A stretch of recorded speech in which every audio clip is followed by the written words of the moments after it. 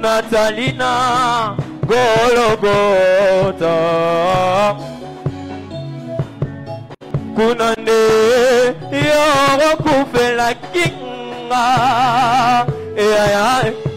Ozwaki Yesikananga Kolonanga Gainde na salake masomo ya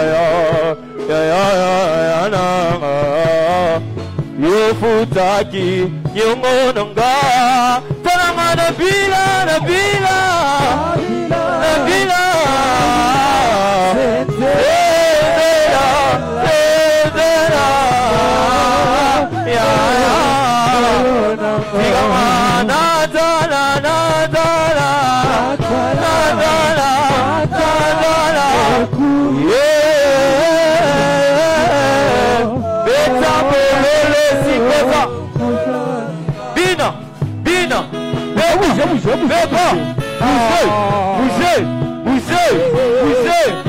Bougez. Comprenez.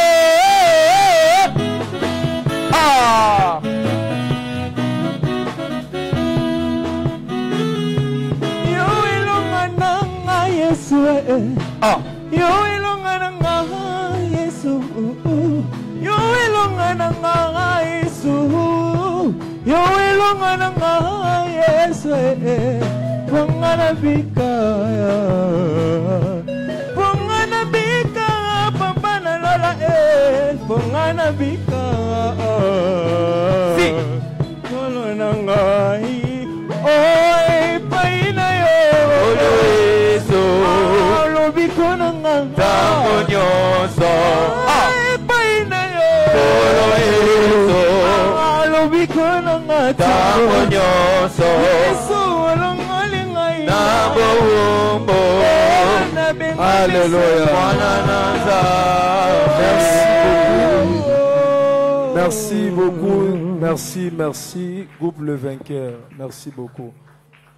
Nous voulons maintenant passer dans l'étape Nabiso ya louange. Tobengi groupe Adoration, Jardin de la Foi. Asa bapusani bami mabiso na louange.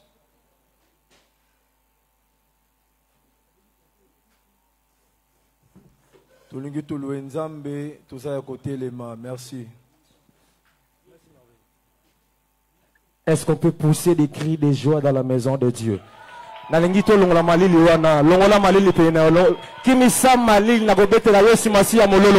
qu'on peut acclamer Dieu pour sa fidélité? Est-ce qu'on peut acclamer le Seigneur pour sa fidélité? Bana ya papa kasongo to gobeta mololo. Alléluia. Bana comprendre to gobeta mololo. Le balanga yesimbi. Le balanga yesimbi déjà. Alléluia.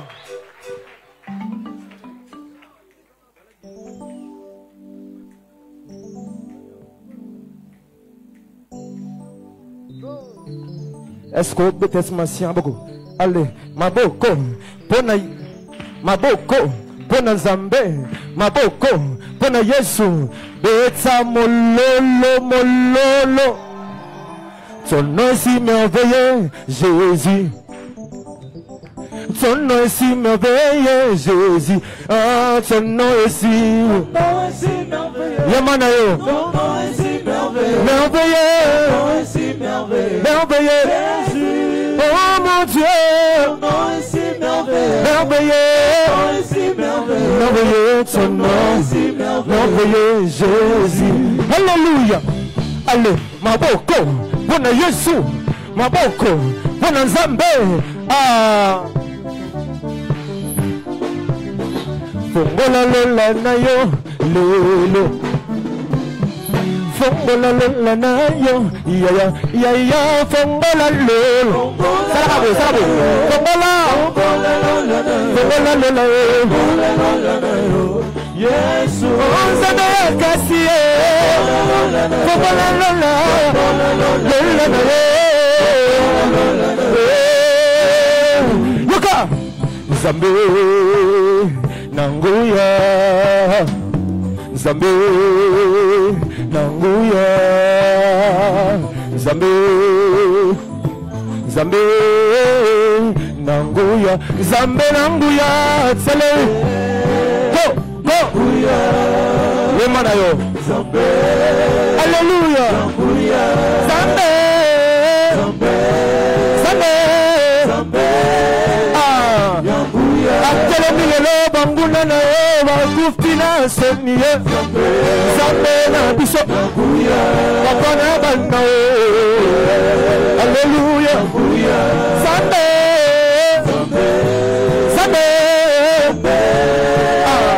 Jamais te mettre à ma boca, tout ça, mon la quitte à boca, Jésus, Zambé, Nambuya, Zambé, Nambuya, Zambé, Zambé, Nambuya, Batanga,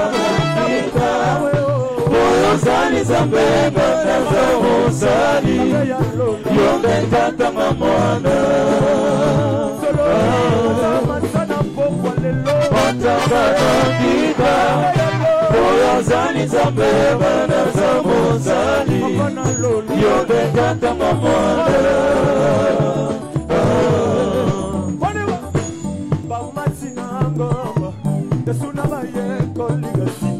Komi misato Yesu Mosena Elia Betwela toni nesengo Alobi tato mande banda Kamako ya Yesu Lipe Moise Kasami Mosani Bakambana kita Moyo zani zambe Bana za Mosani Yobe tata mamwana Bakambana kita Zani zambe bana za Mosani Yombe tata mamwana Yoka Nalola kapodi somi sato Kote na makofuka Kote le mabatwa louange Lofuka m'adoration Kovate zali ya Yesu Ayami louange Fais adoration n'avançons Kombo na Yoshua Meshia Bakamana kita Moyo zani zambe Bana za Mosani Yoke tata mamwana Bakamana kita Moyo zani zambe Bana za Mosani Yoke tata mamwana Bougez mouquet, bougez mouquet Est-ce qu'on peut bouger pour la gloire du Seigneur?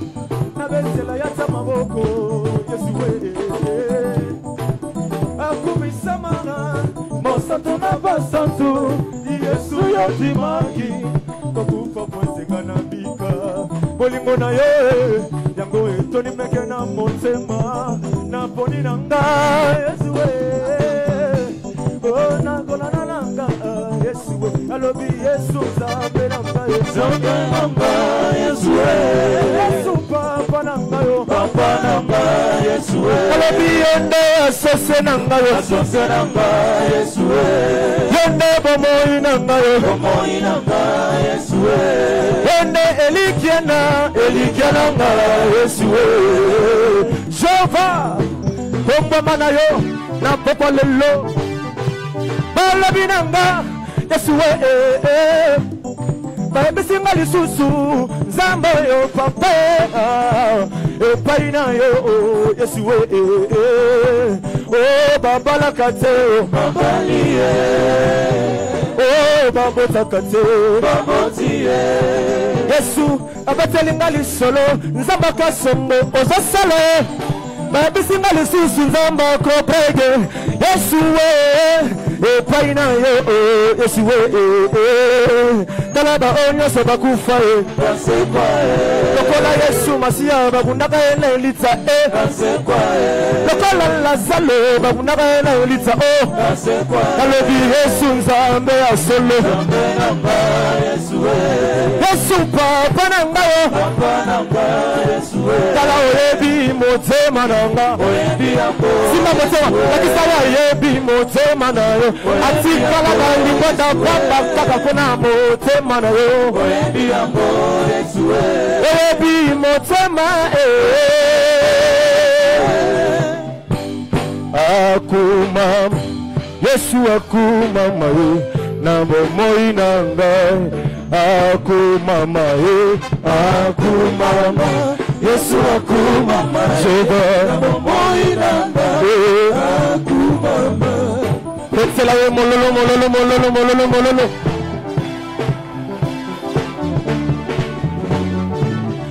Silisata shaka vina ngai Sika na tsombola lelo Nalobi Yesu yoku mama Elonga sika motema na nga Jésus Sambo Yesu yoku mama Soba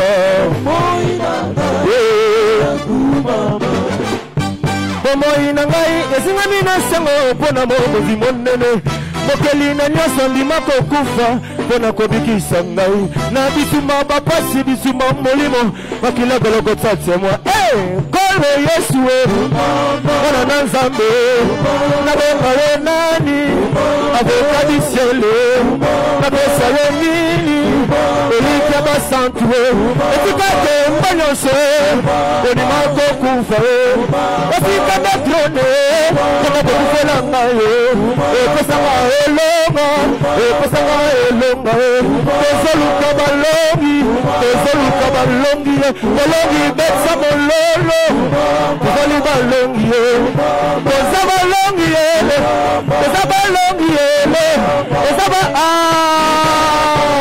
Tombola ye Salabe Tombola Yesu Tombola Yesu Tombola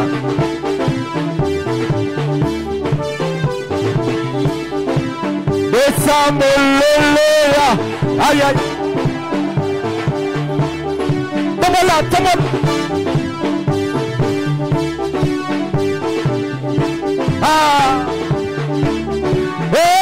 Kala Yesu Mwana na nzambe Baba malamu Likonzi na moto Kozo yamba na rezo Kozo bina na rezo Kozo yamba na rezo Kozo bina na rezo Kozo yamba na rezo Kozo bina na rezo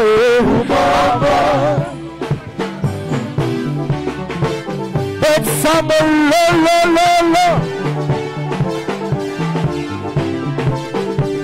Jésus ou pas Jésus? Jésus ou pas Jésus? Jésus ou pas Jésus? Jésus ou Jésus? Jésus ou pas Jésus? Ah, Salabo! Go! Atelier!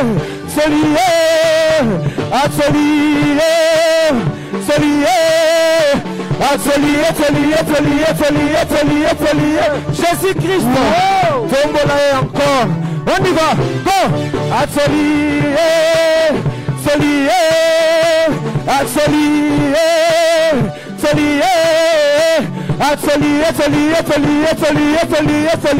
Jésus-Christ! Bon maman! Ah! Togola na Yesu, Togola na landi nani, Esika la tse, na landi Yesu, Esika la simate, na nzambe, Tolandi Yesu, na landi nzambe, na landi Yesu, na landi nzambe. C'était 5 fois, Betsa mololo, on y va, go! 1, 2, 3, talabé. Hey, on y va. Sambola maleme, elongo na Yesu. Sokoko magaga, kinoguna na lola. Sambola maleme, elongo na Zambe. Sokoko magaga, kinoguna na lola.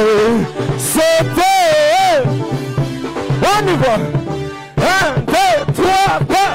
Aïe. La naye, kotika yetse, la naye, Nandaye, kotika yetse. Nandaye, nandaye, nandaye, kotika yetse. Betsa mololo, mololo.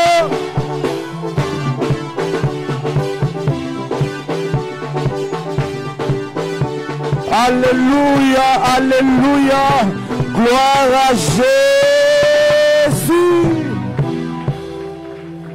Sois élevé, Seigneur. Alléluia. Alléluia.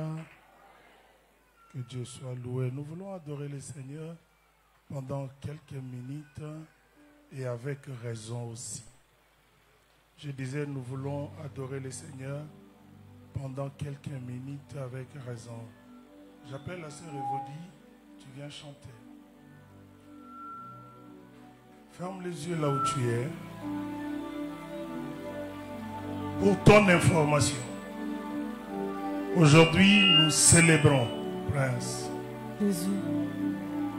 notre 26e année d'existence. J'ai dit nous célébrons notre 26e année, jour pour jour, matin, midi, soir, le 1er jusqu'au 30, de janvier jusqu'au décembre. Dieu nous a fait du bien. Dieu nous a gardés. Dieu nous a protégés. Ce soir, nous sommes là pour célébrer. Nous avons dit c'est un culte d'action de grâce. Juste pour célébrer le Seigneur.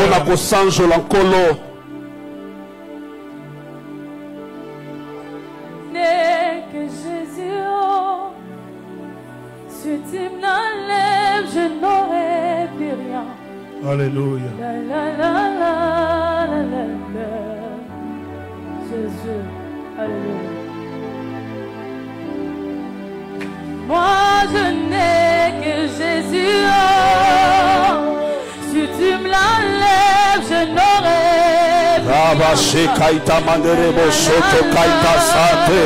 Je peux voir notre faible commencement.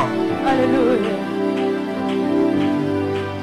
Moi je n'ai que Jésus. Ah, si tu me l'enlèves, je n'aurai plus. J'ai encore cette facilité de voir le commencement de ce texte. Je suis à Mavuba numéro 5. Une parcelle sans clôture. Plein des arbres. C'est là où nous avons commencé ce terre. Il n'y avait pas de chaise. Il n'y avait pas de banc. Il y a un frère qui était venu me ravir. Tous les bancs que j'avais reçus.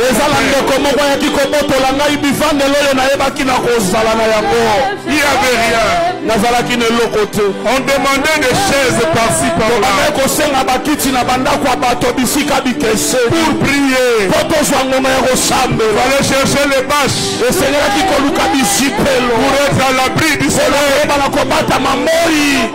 Sous l'arbre l'avocat. C'est là où nous avons commencé. On n'avait pas de chaise. Il fallait mettre la Bible sur une chaise. Les passants nous disaient, regarde ces aventuriers venus chercher les enfants.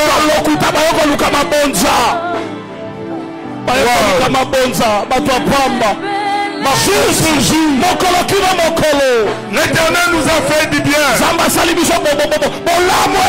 nous a fait du bien. Année après année. Face au combat, il nous a donné la victoire. Face au piège de l'ennemi, et nous sommes de plus que vainqueurs. Ce soir, il mérite. Il mérite. Homme de Dieu, mettons-nous ensemble. Louons ce grand Dieu. Célébrons son nom. Glorifions sa grandeur.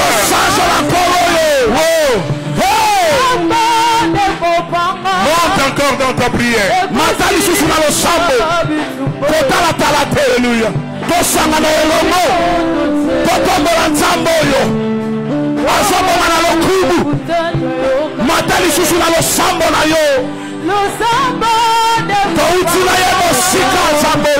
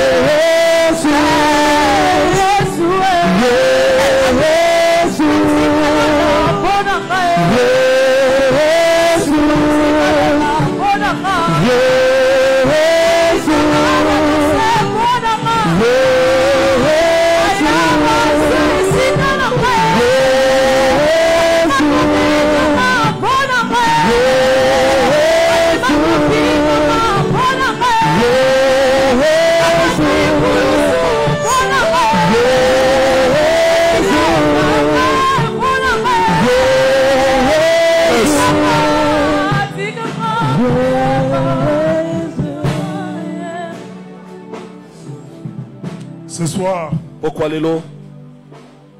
je viens te dire un grand merci. Car ce que je vois devant moi, c'est l'œuvre de tes mains.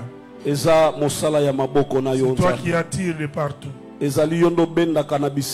nord, du sud, de l'est et de l'ouest. Et tu es ensemble.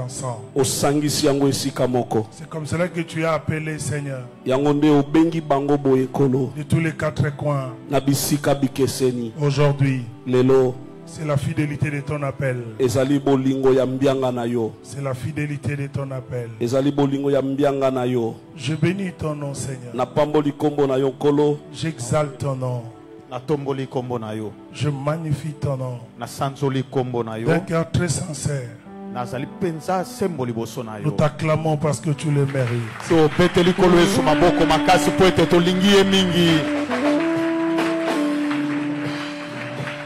Amen. Amen. Prenons nos Bibles, Apocalypse chapitre 2. Apocalypse chapitre 2. Le verset 1er et je descends. Je lis au nom de Jésus. Amen. Écrit à l'ange de l'église d'Éphèse. Voici ce que dit celui qui tient les 7 étoiles dans sa main droite. Celui qui marche au milieu de 7 chandeliers. Je connais tes œuvres, ton travail, ta persévérance. Je sais que tu ne peux pas supporter les méchants.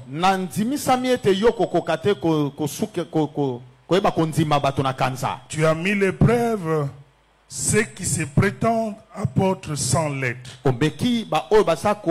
benga mabantoma kasi baza bongote. Et tu les as trouvés menteurs. Pe okutani na kati na bango bato na lokuta. Oui, tu as de la persévérance. Ya solo penzo za na koikisa mapiko. Tu as souffert à cause de mon nom. Pe onyokwami na tinda na kombo nanga. Tu ne t'es pas lassé. Ke pe yotika kite. Mais ce que j'ai contre toi, Kasi oyo nga na so sepele pai na yote. c'est que tu as abandonné ton premier amour. Eza po ete yo sundoli bolingo na yo ya liboso. Souviens-toi donc d'où tu es tombé. Kanisa nanu bipai wapi yo kwei. Répands-toi. Pe yambola. Pratique tes premières œuvres. Salela bolingo no ya yambo. Sinon, je viendrai bientôt à toi Bongo na koya e kala mingi te pai na yo. et j'enlèverai ton chandelier de sa place. Pe na kolongola toke toke na yo na esika na À esengeli. moins que tu ne changes d'attitude. Loba kaka yo bongo la lolenge ya kozala. Cependant, Pe bongo tu as ceci pour toi. Tu détestes les œuvres des Nicolaïtes, ozo koboya misala ya ba Nicolaïte. tout comme je les déteste moi aussi. Ndenge pe ngai naza koboya. Que celui qui a des oreilles écoute ce que l'Esprit dit aux églises. Kasi moto aza na matoi ayoka oyo molimo ezolobela ba Au etonga. vainqueur, je donnerai à manger du fruit de l'arbre de vie Na balongi na kopesa bango mbuma ya nzete na bomoi. qui est dans le paradis de Dieu. Oyo eza na kati na paradiso na Nzambe. La parole de Dieu. Wana eza liloba na Nzambe. Mettons-nous et acclamons pour la parole. Tovandi pe tobete liloba na Nzambe maboko makasi. Nous rendons encore de multiples actions de grâce à Dieu. Topesi lisusu matondi mingi pai na Nzambe. Lui qui a commencé avec nous Ye oyo abandi na biso uta ibandela. depuis lundi. Ko banda mokolo ya mosala moko. Il a continué avec nous. Pe atamboli na biso. Et aujourd'hui, Pe leloyo. nous voulons clôturer Tolingi to sukisa cette mayanga. 8e édition de la COPREC. Milulu na biso ya mwambe ya minene ya kopreke. Je bénis le Seigneur Natomboli Nzambe. parce qu'il m'a prouvé encore. Po ete atali alakisi nga lisusu. Et quand il donne la vision, Pe tango azopesa il moniseli. donne aussi la provision. Azopesa pe ebombamelo na Quand nous yango. avons lancé ce programme, Tango biso totiaki milulu oyo. il y avait un sérieux problème d'argent. Tozalaki penza na likambo makasi ya mosolo. J'ai essayé de faire des calculs moi-même. Nasali ngala sisi nga moko. Il me fallait 30 000 $. Esengaki nga $30,000. Ça veut dire qu'il fallait construire les salles, Esengelaki totonga basale. essayer aussi d'embellir notre église, Pe toluka mwa moke ya kobongisa etonga na biso. essayer de défendre quand même nos 26 ans. Pe ya koyeba kodefendre quand même 26 ans na biso. Il y a même de mes collaborateurs qui doutaient. Eza pe na moko ba collaborateur nango bazaki kotuta tembe. Des présidents, des Bazala ba pasteurs, président, ba pasteur, ba se poser des ancien. questions. Baso mituna mutuna. Mais j'avais tellement foi en mon Dieu. Kasi nga na sukisamaki pe nazalaki na kondima epai na Nzambe. Il nous a bénis. Apamboli biso. Et je suis Amen. fier de vous. Pe nga naza na lipombo epai na bino. Partout où j'irai, je resterai fier de vous. Merci papa. Bisika banso ngai na kokende na koyeba kozala tango Il n'y aura nyonso pas semba une na bino. église qui va me séduire sur Oui. cette terre des hommes. E kozala na eklezia moko te oyo kokamwisa nga koleka bino. Je vais aller prêcher dans leurs églises parce que c'est l'œuvre de Dieu. Na kokende koteya na baetonga na bango po ete ezali mosala ya Nzambe. Mais si vraiment cela ne dépend que de moi, Kasi soki yango ezotala kaka epai na nga, je resterai vous prêcher du 1er au 30. ngai nakoki kotikala na te ya bino kobanda mosala moko kino Et kosuka je na sanza. souhaiterais mourir devant la chair comme Papa Wemba. Nakosepela nakufa ta na etumbelo na nga lokola Papa Car Wemba. vous êtes la fierté de mon ministère. Po ete boza lokumu ya lotomo na nga. Amen. Amen yango ya kokauka boye Non, non, non, ne te dérange pas. Vous savez, quand Dieu m'a appelé oyebi ntango Nzambe abengi nga pour commencer cette œuvre, po ete nabanda mosala oyo, tous les collaborateurs de mon père spirituel basali nyonso bazingi tata na ngai ya molimo n'avaient pas cru en moi, bandimelaki nga te, à part mon frère. kaka ndeko na nga oyo avandi. Est-ce qu'on peut acclamer pour lui? Tobeta nanu maboko malamu. Quand je suis parti, Ntango nga nakei, ils sont restés dire, batikali koloba ah, il va échouer, akolonga te, il va retourner ici. akozonga wa mbangu. Et lui va leur dire, Kasi ye azoyebisa vous ne bandeko na connaissez nga, pas cet homme-là, oyebi malamu te moto wana, vous serez déçus. bino bokolemba. Je ne suis pas rentré. Kasi nga nazonga te, Parce que dans ma tête, po ete na moto na nga je te voyais. nabandaki komona yo. J'étais patient. Je t'attendais. Tu es venu. Et nous sommes une grande famille. Et au travers l'église, la Copreg est née. Laisse-moi te donner une information. Aujourd'hui, la Copreg peut réunir plus de 500 pasteurs. Plus de 500 pasteurs. Plus de 500 pasteurs qui ont accepter la vision. Plus de 500 pasteurs. Aujourd'hui, le pasteur Titi est trop fier l'international d'être appelé cordon international. Je suis trop fier de toi, pasteur. Il a cru en moi. Il n'est pas allé vers les Nigérians. Il m'a dit, je crois en toi. Sois mon mentor. Il a écrit une lettre pour me dire, je t'accepte dans ma vie, comme père, comme coach.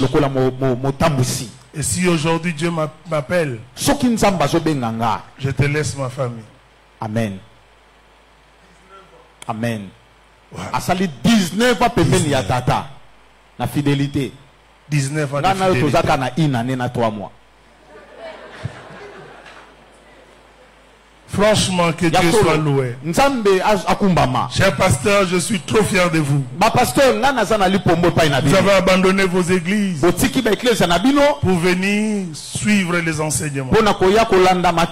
Chose difficile aujourd'hui. Vous avez abandonné les offrandes et les dîmes pour venir écouter les enseignements de la Copreg. Tout ce que vous voyez ici, c'est le fruit des enseignements. Quand je vous prêche, je ne vous prêche pas seulement la Bible. Je vous prêche aussi l'expérience. Voilà les fruits. Est-ce que les gens qui sont dehors peuvent acclamer le Seigneur? Voilà. Ça, c'est le fruit du travail. Je peux dire que j'ai donné ma jeunesse dans ça. Et nous avons rencontré ce que nous avons rencontré. Nous n'allons pas nous fatiguer. Le chemin est encore très long. Alléluia. Amen. Avec vous, nous allons arriver. Amen. Amen. Laissez-moi dire un grand merci au pasteur Toto. Pasteur Toto. Motumolo ya famille, Likondi, Interprète à Bangala Basso Monta. Likambo. C'est le premier fils. Mwana Yambo. C'est le premier fils qui a cru en moi. Melinga. Il est parmi les premiers à qui j'ai partagé la vision. Azali nakatina baya Yambo o nga na kaboli na bango emoniseli. À ce moment-là, on dirigeait une cellule. Quand Dieu m'a appelé, je leur ai dit venez. Voilà ce que Dieu m'a dit.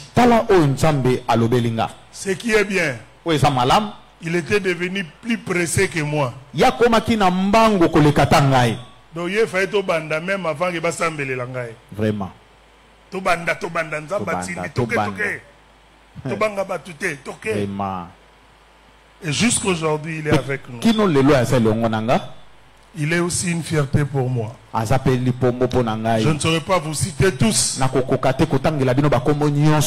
je dois quand même dire merci à ma femme. Bien-aimé dans le Seigneur. Biso tozui grâce. Batubandi mabiso. Na veste multicolore. Vraiment. Veste à rouge, pantalon à vert, sapato à chocolat, chemise à orange, et puis chaussettes à jaune. Vraiment.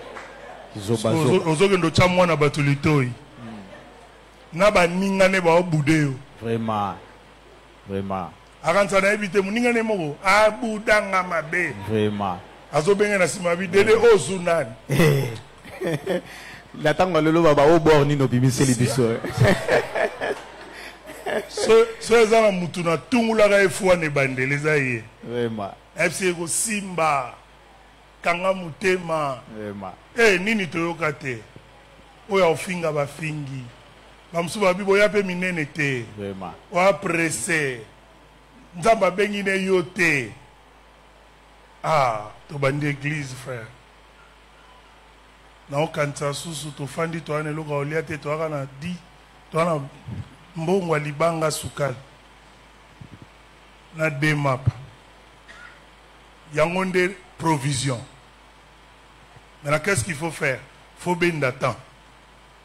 Heureusement, Scrabble les alay. Vraiment. To kanginda kubisomba eto beta Scrabble. Faut to ben dango tiba 14 heures. Parce que bo meliga sucre wana. Après bolali, lobisko boye batezande. Je me souviens, frères et sœurs. Nazo kanisa lisusu. Il y a même les membres de ma famille qui me disaient, est-ce que tu ne peux pas chercher comme les autres cherchent l'argent à Kayemba, en Angola? J'avais une réponse très claire. Ça, j'avais dit ça même à mon père et à ma mère. Je leur ai dit, moi, à Kayemba, il n'y a pas de place pour moi. Mais en Jésus, il y a mon Kayemba. Amen. Et pas Yeso Nalandi Kayembe. Ezali, continue à Kayemba, on a les États-Unis, on a les États-Unis, Amen. Que Dieu soit loué. Amen. Écoutez frère, il y a quelqu'un que je ne peux pas oublier, Luzolo. Luzolo, frère Luzolo. Un professionnel, il y a autant d'abakiti. Vraiment. Ce qui est vrai, banda to banda, il est là, ça na taille moko. Wana rabi a changé raté. Un frère très courageux. Je me souviens que Makiti banda diangenda. Timavuba, Makiti Bende. Vraiment. Dimanche, à Rosala, 8 tours. Mokusangazar. Ake Msala. Ake Boulot. Moni Azwape Msala. Bongo ba Serge na ba Rodenso. Quelle fidélité. Vraiment. Dans le lobby Serge na Rodens, quelle fidélité. Vraiment. Bato na otanga babanda église bazao. Tilelo. Fidélité. Na yopoye. Vraiment. Bisope matabis. Na ba pasteur baye. Amen. Bisolongo ekomi lengilelo. Vraiment. Et des gens qui ne sont pas découragés, ils ont le courage de dire et à normal tes magie. Batu misupe ba uzali pomba kolobea normal te. Tondimi na biso. Yangwana na sepela na pasteur biola lo biso ba tuni biso bongo to loba tondimi. Poto lembi. Vraiment. Pona bino nzamba ko pambola te. Amen. Nzamba ko tombola te. Vraiment. Mais ce qui est vrai, Bolobi avant trop. Vraiment. Bolobi avant ma casse, il fallait bozela. Vraiment. Vraiment. Tango ba avion goya ba avion bandoya. Ba jet biso. Bakoloba nini papa? Tango bakokoma train jardin de la foi. Bakoloba ni train jardin de la foi. Aron zele bongie. Na biso père. Outi kuna. Ndeli kamu père. Koko central to koma vers Jean-Pierre Bemba. To zonga sous semaine. To ko inaugurer tima to kende kasangulu. Le roi ba so ngiba somba avion, biso to somba train. To na gare na biso moko jardin de la foi. Yokati nzelo munene batika ngopamba na 24 pembe na prison. Non, à la fin nous allons encore dire merci à Dieu. Asuka tokoloba matombe pa na Nzambe. Est-ce qu'on va acclamer très bien ces roi. Maboko makasi. Dieu m'a fait une grâce. Il m'a envoyé vers une jeunesse que les autres avaient rejeté. Quand les gens regardaient les Eric ici, ils disaient toujours, pasteur, il ne faut pas s'approcher d'eux. On voyait le Kitenge. Il me disait, ne t'approche pas d'eux. Il dit ceci, j'ai une mission vers ces enfants. Aujourd'hui, ils ont des églises bien mariées, bien positionnées. Ça va, papa.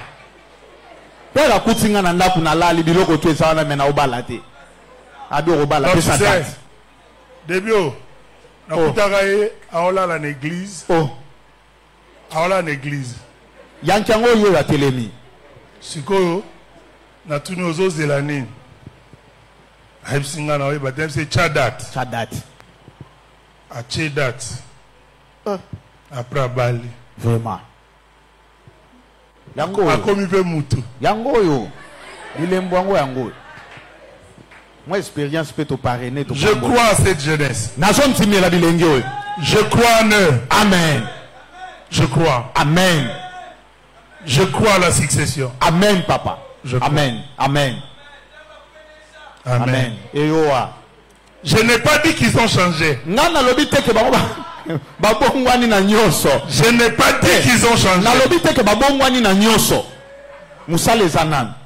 Mais il y a un travail qui est fait. Merci, papa. Mais il y a quand même un travail. Amen. Que Dieu nous soutienne. Bien aimé, je vais conclure par ces quelques versets que nous venons de lire. C'est à l'intention de tout le monde. Le sujet que je vais développer, je l'intitule l'évaluation.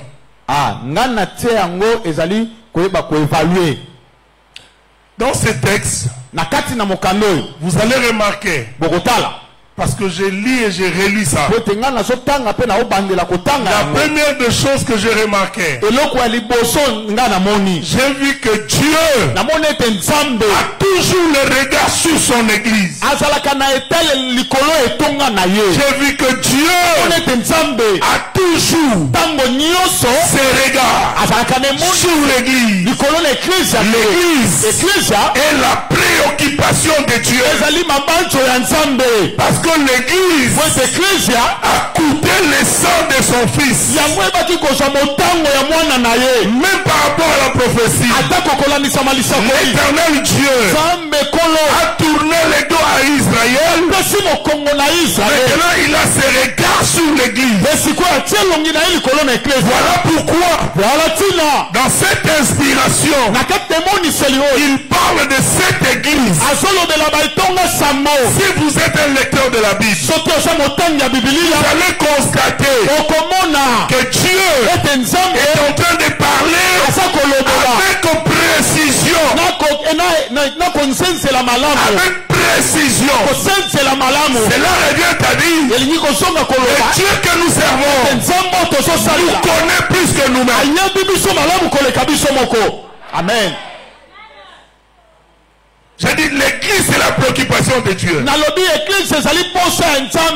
le Dieu que nous servons, il connaît et il maîtrise bien même les hommes de Dieu qu'il a établis, même les enfants de Dieu qu'il a établis. Parce qu'à un moment donné, nous vivons comme si le chef de l'église est en train de somnoler.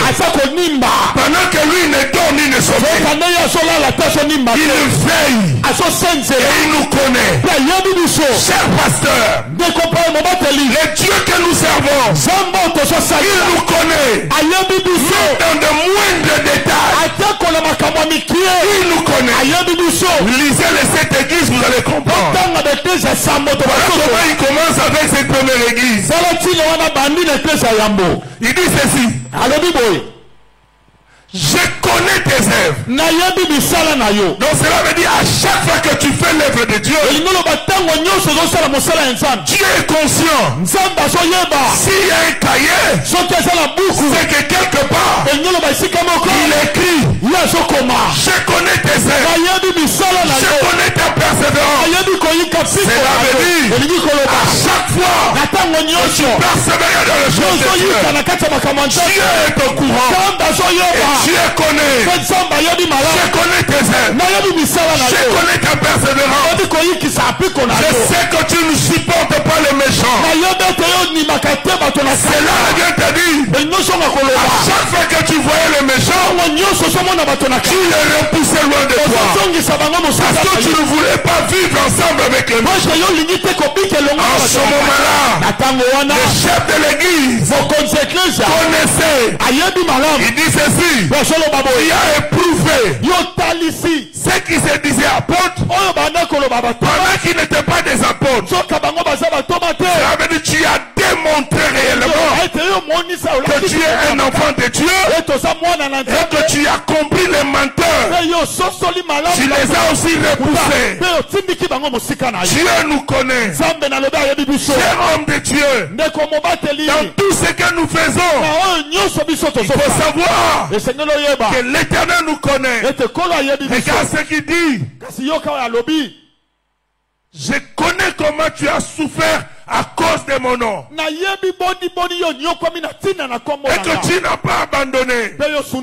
Mon père me disait: tout ce que tu fais pour Dieu ne passera pas outre. Le roi de gloire se souviendra de toi.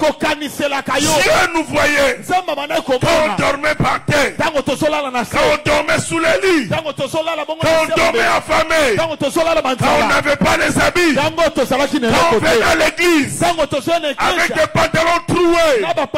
Nous étions dans des retraites. Retraite après retraite. On souffrait pour Dieu. Dieu voyait. J'aime bien ce que Dieu a dit. En nous recommandant de travailler de mieux en mieux dans l'œuvre du Seigneur, sachant que notre travail ne sera pas vain. Tout celui qui a souffert et qui continue à souffrir pour Dieu, l'Éternel est conscient. Au moment opportun, il te visitera.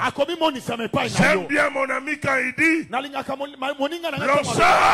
Blanchard, ce que nous vivons aujourd'hui, c'est le résultat de nos prières d'anciens temps. Les choses que nous avons demandées à Dieu il y a de cela 10 ans, 15 ans, 20 ans. Aujourd'hui, l'Éternel nous les a accordées. Je crois à mes prières d'aujourd'hui que ça va encore produire le lendemain. Pour dire à quelqu'un, le lendemain sera plus meilleur qu'aujourd'hui. J'annonce à quelqu'un que le lendemain sera plus meilleur qu'aujourd'hui. Les pleurs d'aujourd'hui ne seront pas être comparés à la gloire, à la joie que Dieu nous réserve. Tenons bon, persévérons, n'abandonne pas, car Dieu c'est le meilleur payé. Et je t'informe, il connaît tes souffrances, il connaît tes rejets. Comment est-ce que tu as été rejeté? Dieu connaît. Écoutez frères et sœurs, quand l'Éternel nous appelle, tout ce qu'il nous donne, c'est la promesse. Or, dans la promesse, il y a un temps et il y a un parcours et il y a une destination. Tout ce que je sais, moi et toi, nous allons arriver à la destination. Nous allons arriver à la destination. Je me souviens, nous étions à Mavouba. La sœur Sophie est venue. Il m'a dit, papa, j'ai fait un songe. Nous étions à peu près 60 personnes. Il m'a dit, j'ai fait un songe. J'ai vu des hommes entrer dans cette église, déposer des fruits devant la chair. D'autres mûrs, d'autres n'étaient pas encore mûrs. Je lui ai dit, tous ces fruits que tu as vus, ce sont des âmes. Les autres seront mûrs, mais les autres, nous aurons du travail à faire afin qu'ils changent. Aujourd'hui, j'ai vu des Koulouna devenir des prédicateurs. J'ai dit des Koulouna devenir prédicateurs. Un Koulouna qui n'a pas honte de prendre le mégaphone, d'annoncer Jésus à Selemba. J'ai vu des impidiques changer de vie. J'ai vu des malades être guéris. J'ai vu des choses. En ce moment-là, c'était des fruits. Mais aujourd'hui, ce sont des hommes, des femmes, des enfants, des filles, des petites filles. Oui. Oui, frères et sœurs. L'Éternel paye. Il paye. Il paye. Mais laisse-moi te dire quelque chose de très important. Cher homme de Dieu, le Dieu que nous servons demande à ce que à chaque étape de la vie de s'arrêter un peu et de faire une évaluation. Oui. C'est ça le problème de cette église d'Éphèse. Même cette église, vous allez remarquer que l'Éternel Dieu, après avoir vanté les prouesses de l'église, maintenant il va venir vous parler de choses dont il n'est pas d'accord avec vous. C'est pour nous pousser à faire l'évaluation de nos vies. Une église, un homme de Dieu, un enfant de Dieu qui ne sait pas s'arrêter à un moment donné et faire l'évaluation est voué à l'échec. Merci, papa. Chaque pasteur, après un temps, dans l'exercice, il faut s'arrêter.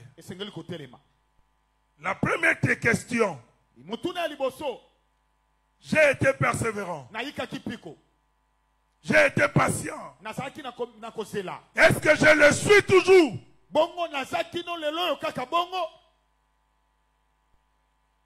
Oh là là. Les amens ont disparu, n'est-ce pas? Ça, c'est quelque chose que j'ai remarqué dans la vie de beaucoup des hommes de Dieu. Surtout les Congolais. Quand je dis Congolais, je prends et les Congolais d'ici et les Congolais d'en face.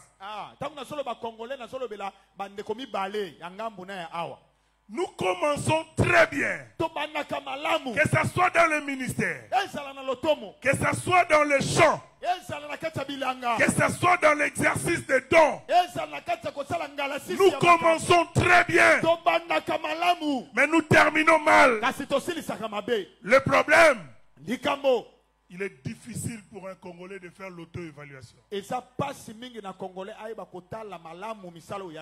été persévérant. Je prenais beaucoup de temps dans la prière. Je visitais beaucoup de membres. Je faisais ceci. Dieu était d'accord avec toi. Est-ce que tu continues à le faire encore?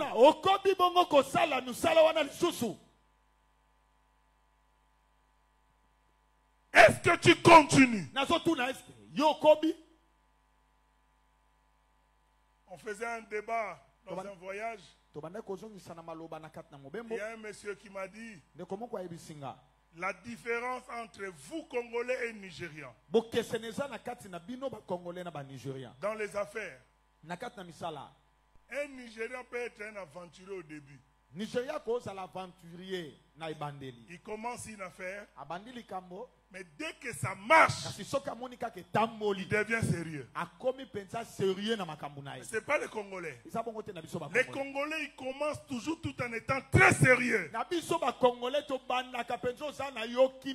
Les Congolais, ils commencent, même l'église là, au début, ils sont très sérieux. Sérieux dans la crainte de Dieu. Sérieux dans les services. Sérieux dans la préparation de messages. Mais quand seulement Dieu va commencer à visiter, il devient négligent. Il prépare le message 15 minutes avant la prédication. Il n'a plus le temps de prier la nuit. Parce qu'il y a déjà des gens qui sont venus. La grande préoccupation de ce soir, est-ce que tu as le même chaleur, pasteur? Est-ce que tu as le même chaleur du commencement?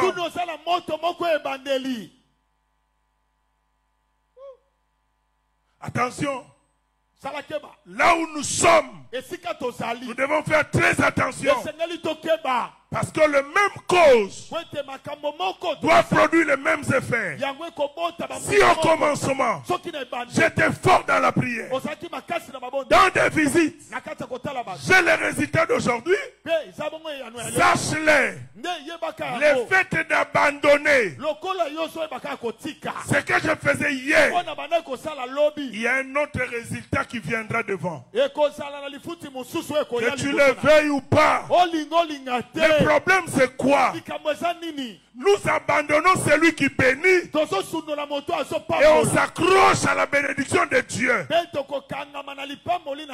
Un jour, il y a un pasteur de chapelle de Victoire. Il dit ceci: quand nous étions encore à pied, je pouvais sillonner ma tête de Lemba, Njili, en train de visiter les membres.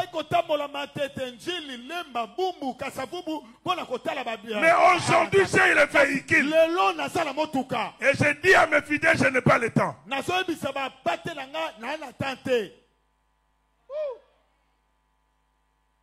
Quel contraste. À pied, je prends le transport. J'ai fait 3 communes pour aller visiter les membres. Mais maintenant j'ai le véhicule. Je dis à mes fidèles, je n'ai pas le temps. Quel contraste. Le problème c'est quoi? C'est parce que vous avez une mauvaise définition du véhicule. Pour toi, le véhicule c'est un luxe. Mais pour d'autres, c'est le moyen de transport. C'est le moyen de déplacement. Amen, papa. Ce n'est pas un luxe pour un serviteur de Dieu. Le véhicule, ce n'est pas un luxe. C'est un moyen de déplacement.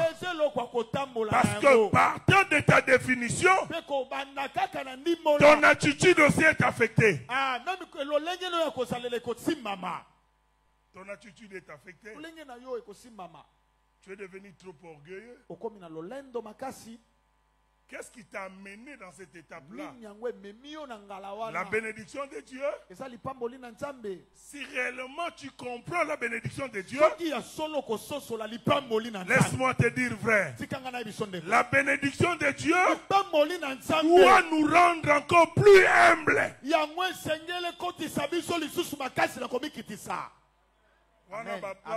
Amen. Oui, oui. Ngande pasteur église ngande azana micro na ko bandela ngo 3 fois.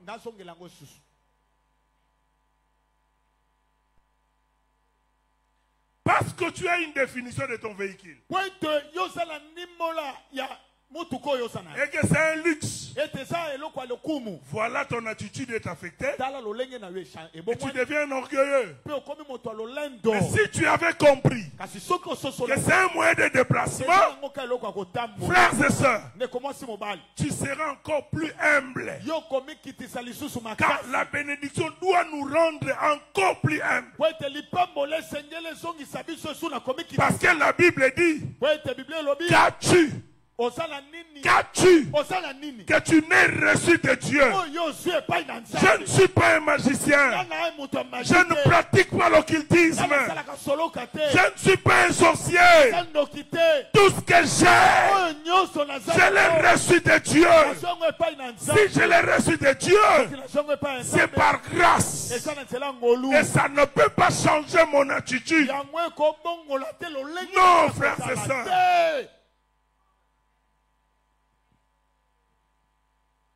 La première des questions, est-ce que tu continues? Regarde comment le Seigneur parle. Il dit, ce que j'ai contre toi, tu as abandonné ton premier amour. Tu as abandonné ton premier amour. Bien-aimé, quand je parle du premier amour, je vois les ailes. Les ailes du commencement. Quand on a commencé à prêcher là, ces histoires n'étaient pas là. Enlève. Tu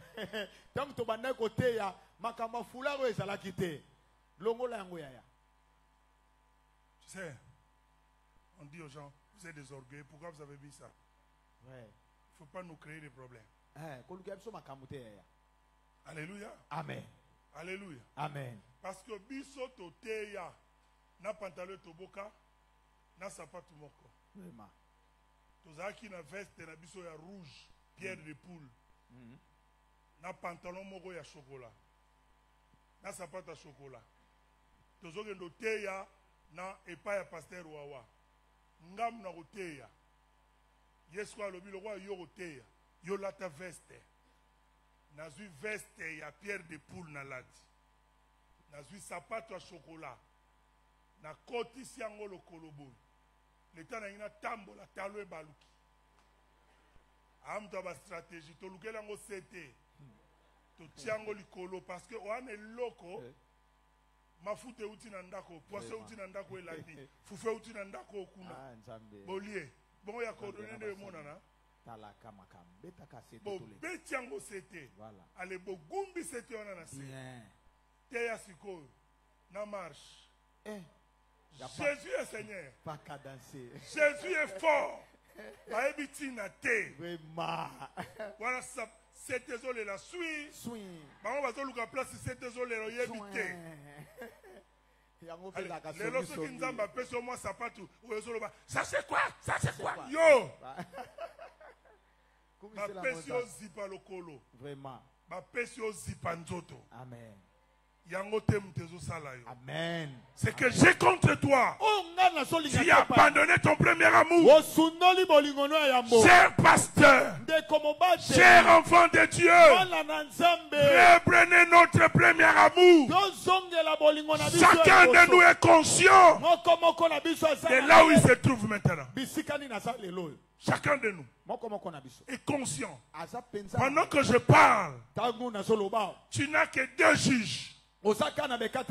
Tu n'as que deux juges. Oh là là, est-ce que je peux citer mes juges? Je peux citer mes juges? Le premier juge, c'est ta propre conscience. Tu ne peux pas mentir ta conscience. Et le deuxième juge, c'est le Saint-Esprit. C'est lui qui te parle. Pendant que je prêche, tu te retrouves. Tu te vois dans un miroir. Et tu réponds. Je n'ai pas besoin d'écouter ta réponse. Mais tu dois réagir. C'est que j'ai contre toi. Tu as abandonné ton premier amour. Jardin, écoutez-moi. Là où nous sommes appelés à nous arrêter et à faire une évaluation. Vous savez, la Bible dit, la grâce est trompeuse. La grâce. Ce que nous sommes, c'est la grâce de Dieu. Mais laisse-moi te dire, ce qui va nous faire asseoir pour que Dieu continue, frères et sœurs, c'est la relation personnelle avec Dieu. Relation personnelle. Là, ta conscience te dit quelque chose. Ta conscience te dit quelque chose. Pasteur, tu laisses l'église aux intercesseurs.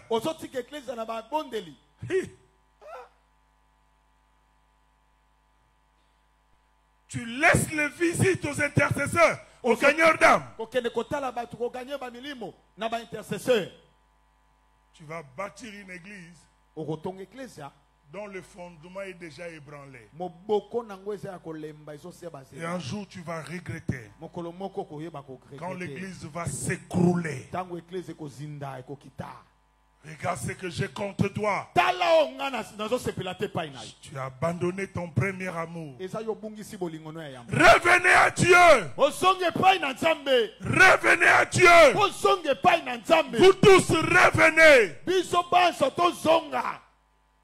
Faisons l'auto-évaluation. Ce qui est vrai.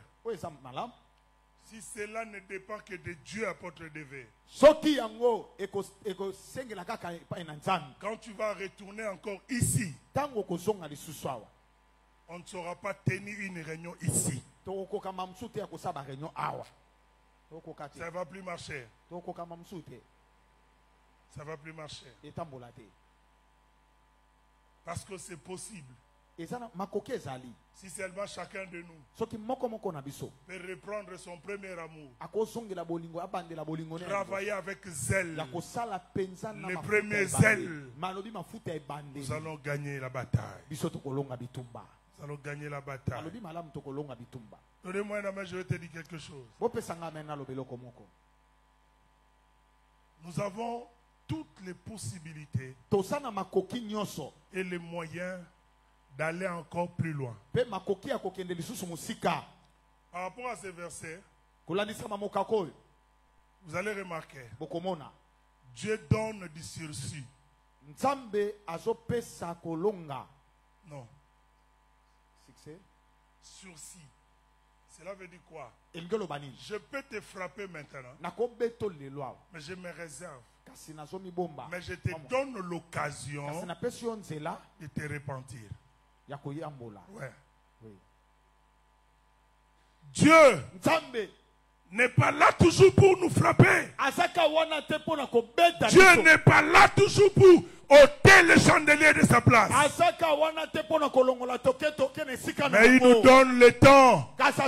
Il nous donne l'occasion de nous repentir, de revenir à notre premier amour. Écoutez, frère.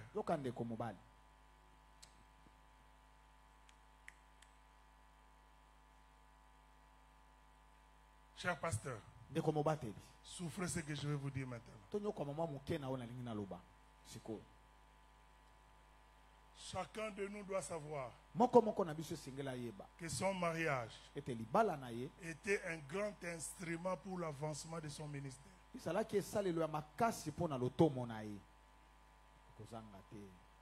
Je parle comme un prophète.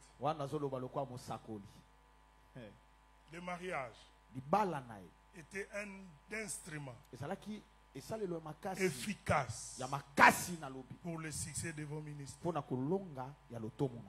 moment où je vous parle, le diable est en train de combattre des mariages.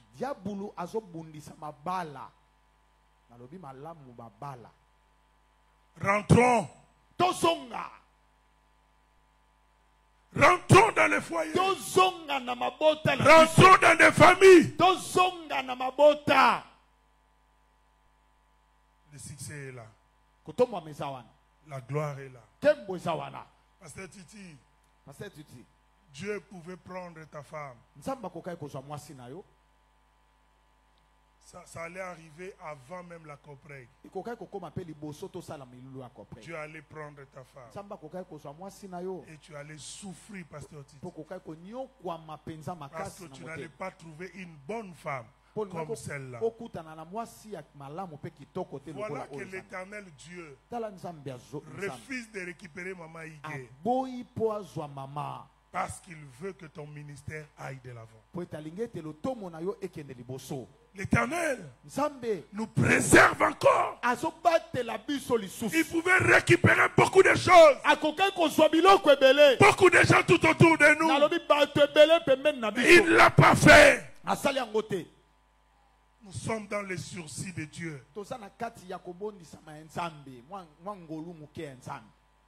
Timothée, tu as des oreilles. Amen. Il dit, répands-toi. Alobi, tubela. Sinon, je viendrai.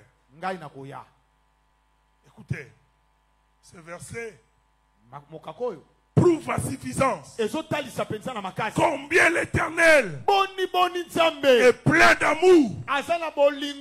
Combien l'Éternel nous aime.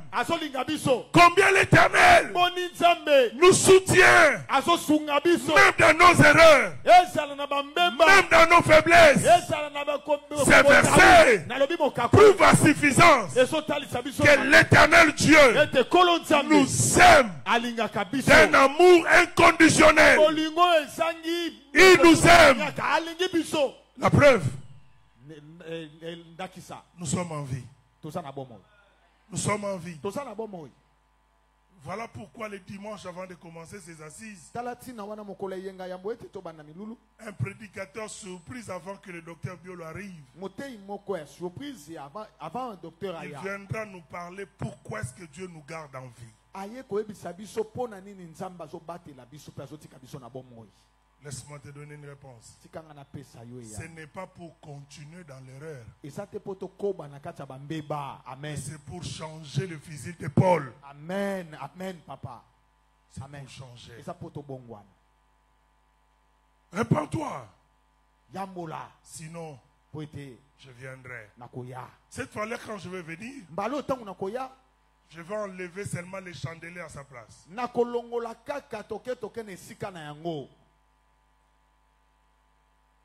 Je ne parle pas de la lampe. Je ne vais pas éteindre la lampe.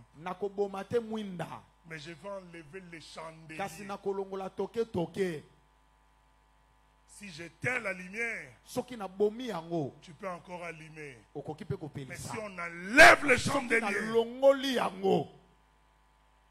c'est fini. Chers frères et sœurs, je vais commencer à chuter. Il y a quelque chose qui est monté dans ma tête. Est-ce que je peux dire ça? Cher pasteur, il ne faut pas au kanisa koza yomokonde onzamba linga mingi et que biso msusu linga bisote. Amen. Parce que notre manière de se comporter, c'est comme si Dieu il t'aime tellement et que tu es prêt à tout faire. Un Dieu d'amour, il va continuer à te laisser.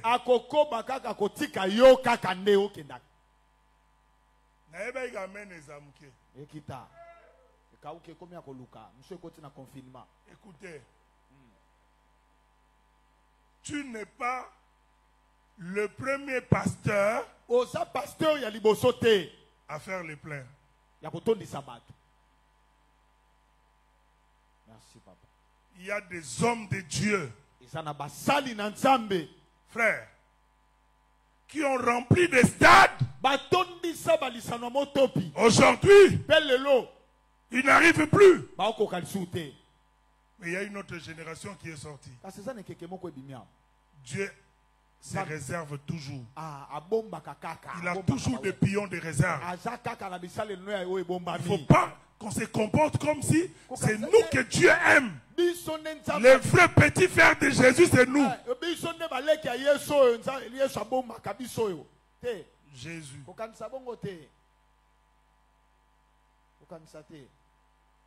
bakoko longola yo. Nzamba ko permettre kufa. Oui. Pour musala na continuer. Amen. Amen. Boza batei. Oui. Banda ko réfléchir. Ba bomi motote. Mais ba vuzuli chandelier. Soki ba vuzuli ang. Eza po ba ke no chango place mususu. Amen. Amen. Grâce au tosakana nango. Oui. Nzamba ko longola ngo. Apese ngo mutu mususu. Amen. Jardin, ne vous trompez pas. Bomi kosate. Boko sakana na nzambe. Bomonika mutu muswaye une église kaka pembeni na bino. Oui. Oh bino bo sala na 20 ans, ya sala na 3 ans. 3 ans. Ake na ngona. Ezaka ponza masili sabino munoko. Oui. Merci. Merci. J'ai vu des hommes Namoni bato ici à Selembao remplis de parcelles. Mais aujourd'hui, incapables de réunir un quart de parcelles. Il reste seulement avec le nom de patriarche. Patriarche. Patriarche. Ah non, on a 22 membres dimanche. Oui. Un patriarche. Mais attendez, ça s'appelle Lupangu Gaboy. Oui. Il est capé. Il est qui? Quand on va en père de Baham, au Kosi. Au moins une église. Et Zaka na bateau, ba bon limité ma awate. Oui. Et ça na bateau, ba yana ba mpese na mitou. Oui. Oh, zo zo musala ko longo la ba mpese. Na ba fourmi. Zo picola ko picola. Bateau les doigts de Dieu bazao. La bouche de bateau les cheveux de souris bazao. Les pieds de Jésus. Ba uta. Nzamba lobi sikoyo. Lokola na sepeli na o blanchard. Na dirige ba. Oui. Elingo lobate ke yondo komi yondo sukisi. Merci. Yondo terminis. Merci. Ndenga longola bango kuna. Ndenge pa ko longola bango pa na yo. Ake ko tinda bango na bergerie mususu. Oui, merci papa. Ainsi dit l'Éternel. So moni pasteur a remonté à Matéaka. N'abandonne pas nos assemblées. Merci. Comme c'est le coutume de plusieurs. Ouais. Et comme il problème. Et comme il problème, les cambo.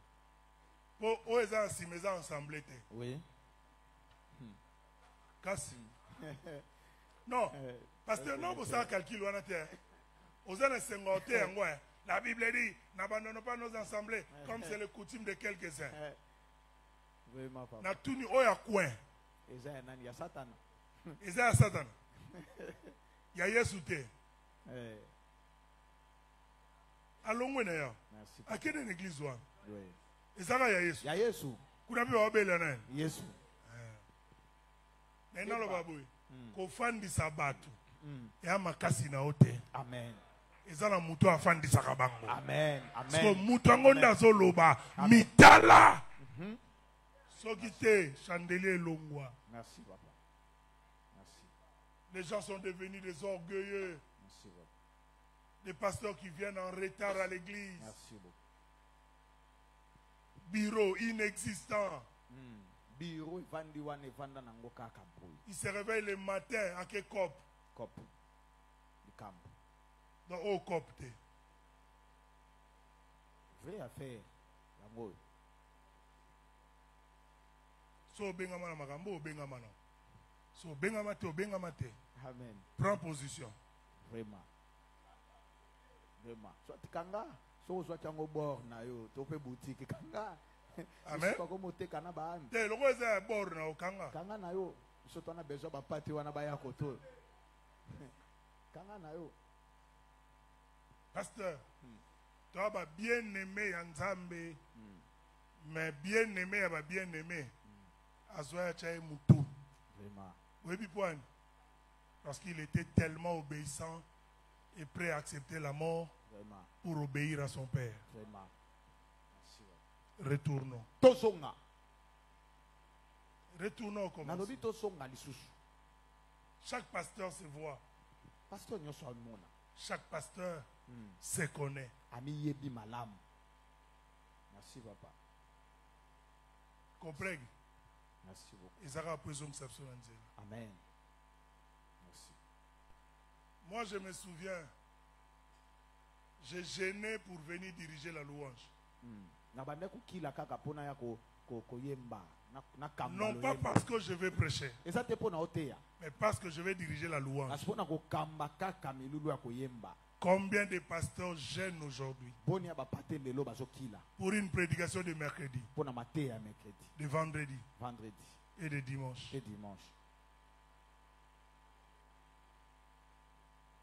Estomac.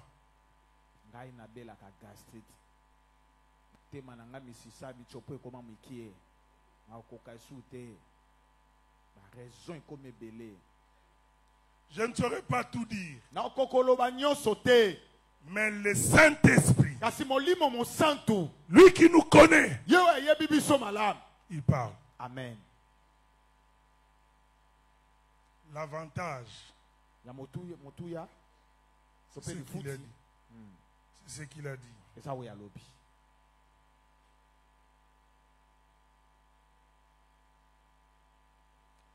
celui qui a des oreilles,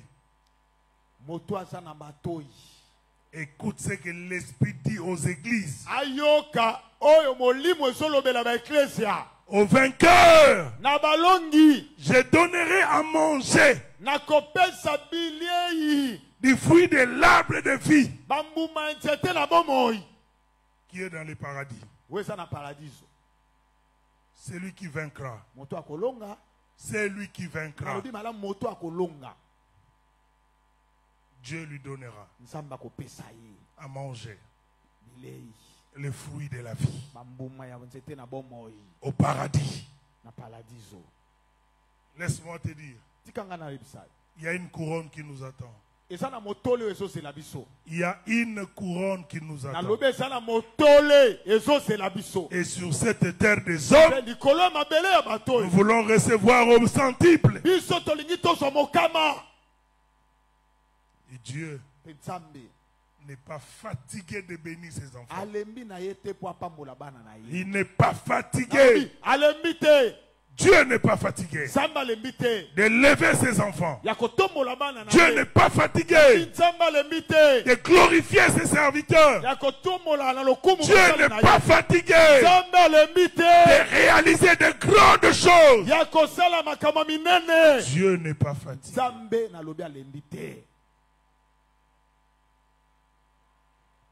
Le Seigneur nous enseigne chaque jour. En tant qu'humain, Pasteur Boaz, en tant qu'humain, je fais mes calculs. Je dis, nous sommes déjà vendredi. Non, c'était jeudi. On doit commencer à se préparer financièrement. Mais je prends mon micro pour commencer à se préparer. Quand je dis ça, tout serviteur de Dieu comprend ce que je suis en train de dire. Ça veut dire qu'il faut faire l'appel pour trouver l'argent. Je prends mon micro. Dieu me dit ne demande pas. Je dis Olwa Makambu 80 Batu Bazar. Oui. Je dis bon, comme il a refusé que je demande au pasteur, je crois à mes enfants. Je viens ici. Je prends le micro. Je vais commencer. Dieu me dit chut. C'est Awa Penzo échoué. Au dernier jour, nous avons eu vendredi. Oui.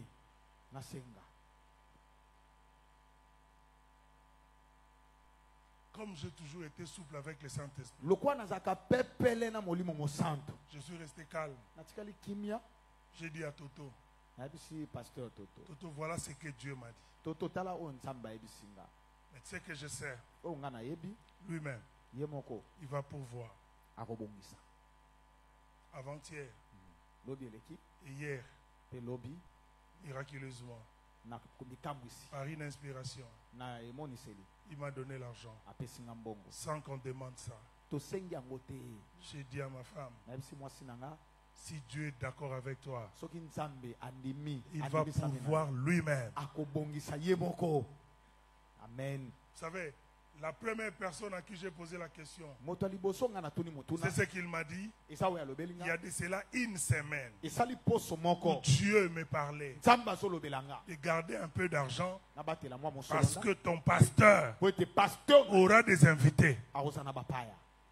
Une semaine avant, quand je prie, j'ai dit, dis-moi ce que Dieu t'avait dit.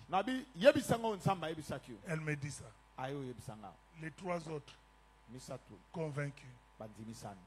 Et ils m'ont donné tout ce que j'avais besoin. Tout ce que j'avais besoin. Oh my God. Si l'Éternel approuve la voix d'un homme, il Il la rend favorable. Quels que soient les combats, nous serons des vainqueurs. Et de plus que vainqueurs. Le Dieu des cieux me dit de te dire, comme il avait dit à Néhémie, le Dieu des cieux nous donnera du succès. Nous, ses serviteurs, hommes de Dieu, revenons. Nous serons des vainqueurs. Tu peux te dire que cet homme a beaucoup d'argent. Mais je vais te répondre. Je n'ai pas l'argent. J'ai Jésus et mes enfants. Oh, je crois en vous, je crois en vous. Je crois en vous. Je crois en vous. J'ai Jésus, le grand pourvoyeur. Et j'ai mes enfants. Moi, je n'ai pas l'argent. Moi, je n'ai pas l'argent. Moi, je suis un Mukongo.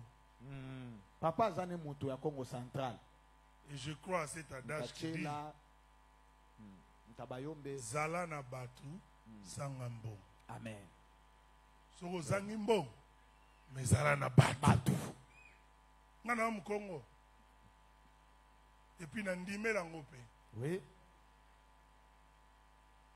Pimelanga mbongo. Tikelanga batu. Tikelanga bana nanga. Vraiment.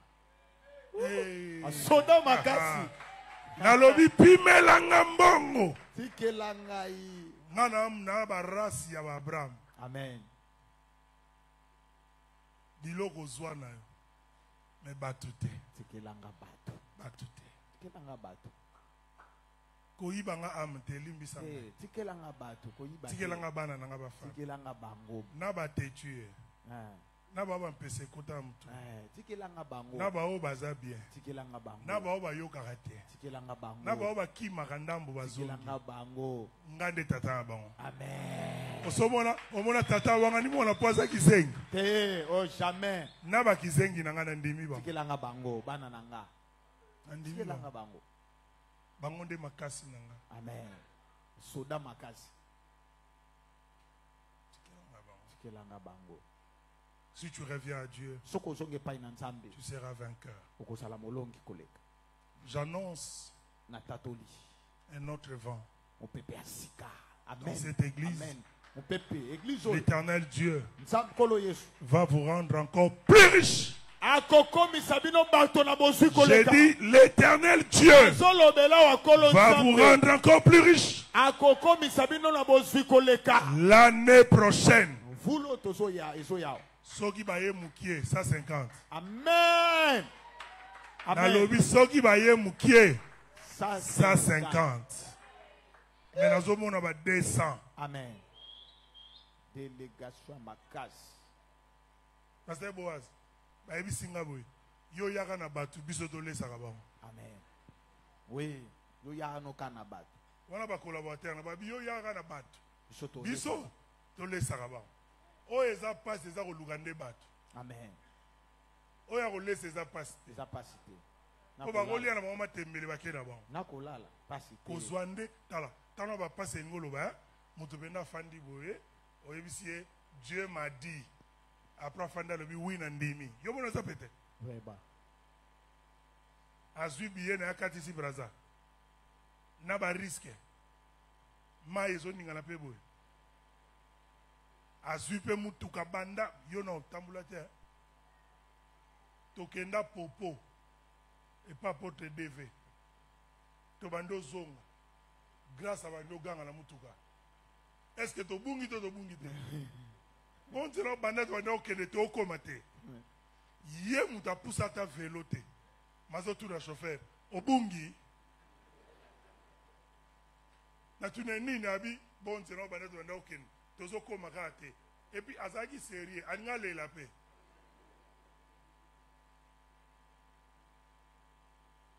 Siko batongo batiki popo baye Kinshasa. Boya 50 tours. Amen.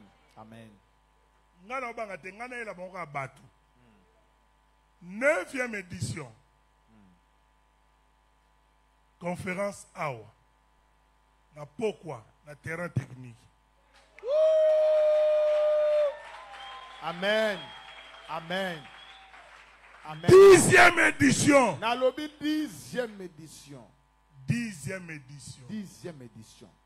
Na centre culturel en face à Palais du Peuple. Toko Kende. Zambe na ngai. Est-ce que ça mtazo kangai? Ya pape salaka. Nalobi est-ce que ça mtazo kangai? Konzi matato ezaka boy. 9e édition. Nazoloba 9e. Conférence awa. Awa. Na pokwa. Dans ton silisa. Grand Libulu. Grand Libulu. 10e. 10e. Tozo zo mituka. Biso zo ndia Palais du Peuple. Woso. Na centre culturel. Voilà.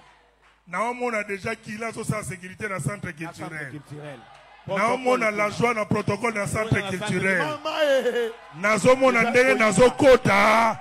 Gouvernement pesinga ba policier parce que balobi a bougé Kinshasa. Wanezali conférence interrégionale avec toutes les représentations. Nakoya na ba pasteur à Lubumbashi, église refuta billet. Amen. Oh. Vraiment. Nakoya na Mindele. Pardon. Là il s'avère un grand hôtel. Amen. Les cordons internes. Ah na lobby et a suspendu. Aïe, et kanami na lola. Soki tata lobby za kama. Bayembi bokendo tala déjà sa loi. Vraiment. Yomo lukela ka position ko toko bando yembe. Ton prince ozoyoka. Kobanga ba kiti wana te. Kobanga te. Sale rotonda. Amen. Amen. Amen papa. Peut-être au Kansana Bosani. 9e édition. Conférence awa. Na pourquoi? Terrain. Terrain. Terrain technique. Eko sanza biso. Amen. Amen. Amen. 10e. Wana tondimia. Tokei na Grand Libulu. Ba bise tondia. Ezo mema bino. Oui. Oleka kangoka na nzela zando. Okokota. Okokota na ebisio. Ouais. Nzela zando wana Matiza efwa, matiza. Na lobo leka kangoka katango kena kosoma biloko na kato. Okokota kuna. Poyo otala ngona musika. Obanga kana kokita. Vraiment. Omono ndeba ko benga na yo. Vraiment. Jardin de la foi ekoti ça. Okokota kuna. Biso tuna batrapela jardin de la foi. Elo na osengora, kokota ngonde na suki ya mabe mvanti. Bonga manga déjà bongisa na ba veste. Kune simaka. Ezana ba salle mso esenga ka pe ba veste forme wana. Normalement papa. Nwani longola ngo changwa kabelo ataya kokuba kangango na mafuta mbila. Eko simba. Chef a eu bonne note. Nyoli sango na mafuta mbila ya na fer. Eko simba. Omone église o. Baebi makam. Amen. Ba olala kuna to ba olala te. Ozo ningisa biso de balali to balali te. Ozo ningisa Yozo comprendre te. 2 mois avant nde slogan. Bakolala to bakolala te. Bakolala. Lelo to changer langage. Balali to balali te. Balali. Centre culturel toko kene te. Toke déjà. Biso na kondima tokomi kuna déjà. Yango lobi fona beta ka photo na bisa ba police na oya wa lobi boselanga. Nazoya. Mais Keba. Mais Kasi. À une seule condition. Kaka na condition moko. Continuez à craindre Dieu. Tokoba na kobanga nzambe. Restez dans la vision de Dieu. Totika na emoni sila nzambe. Ne mélangez pas. Tosangisa te. Ne mélangez pas. Tosangisa te. J'ai dit ne mélangez pas. nalobi ko bosangisi. Restons dans notre vision. Totikala na emoniseli na biso. Comprends. Comprends. Prêchons, Jésus va revenir bientôt. Yesu akoyaka mingi te C'est awa. ce que nous allons prêcher. Yango nde biso On tokoteya. n'a pas besoin de changer le message. Toi na posa te tobongola ba mateya. Le Seigneur Kolo Yesu nous donnera du succès. akopesa biso longa. Quand ils Amen. vont se poser des questions, Tango ometuna motuna. oh sous banane, Ah, mais à Bossani, oui, 9 ans, 9 ans. il y a préparation. Amen. 9 ans. Amen. Délégation Brazzaville, délégation Angola, Délégation. Bazu Bango Ernin, 9 ans. Amen. 3e édition à Brazzaville au mois de décembre. 7e édition à Mwanda. Oui. 3e édition à Kinzao. 5e édition à Tchela. 6e édition à Sion. Ndomoni mpaka age atiki Sioni aye Kinshasa. IGF na opposant. Opposant ça. Opposant. Opposant za Liban. Opposant za Liban. Yoga batu opposant. Opposant. Mususu IGF. Sous chef. Tokende. Tokende walai. Yesu akufa asekwa atemata likolo afanda na loboko mbala tata ekosimba. Amen. Amen. Lo le kangi déjà papa. Soki na changer lobeli boyebisa ngai. Na lobaka boy. Na tuntukaka te. Amen. Na latela yango mpe mvwela te. Toyebi. Toyebi. Bana na ngai mutu akoza bino te. Toyebi. Bambongo na bino nzamba omultiplier yango. Amen. Amen. Amen. Amen. Et amundele te eza bino. Amen. Amen papa. Bambongo na bino. Amen. Amen. C'est un prophétisé pour na batumo. Vraiment. Année prochaine te. Année wana yoke na mutuka na omoko. Amen. Après zuba. Okumba bato. Amen. Amen. Yoko ke na mutuka na yo moko ti kuna. Amen. Omemi na batu mususu. Wow. O non basombi te. Frère monde na moni ya kosomba ja moto na epa kende kuna. Yebonga Ah na bi moto zoboy. Non, loba amen. Oko banda wana. Yaka moyen de transport ki mamba koleka muta vélo. Souviens-toi d'où tu es tombé, répands-toi. Nous voulons prier. Souviens-toi d'où tu es tombé. Répands-toi. Répands-toi. Tu as abandonné l'œuvre de Dieu. Répands-toi. Reviens. Dieu t'attend. Il va t'accueillir. Reviens. Tu as abandonné l'intercession. Reviens. Tu as abandonné le chant. Reviens. Tu as abandonné le protocole. Reviens. Tu as abandonné le partenariat. Reviens. Tu as abandonné la prédication. Reviens. Dieu est prêt à te recevoir encore. Il est là pour te recevoir. Dieu te connaît. Il te connaît par ton nom. Il te connaît par ton nom. Je te connais par ton nom. Reviens. C'est un Dieu d'amour. Il t'aime.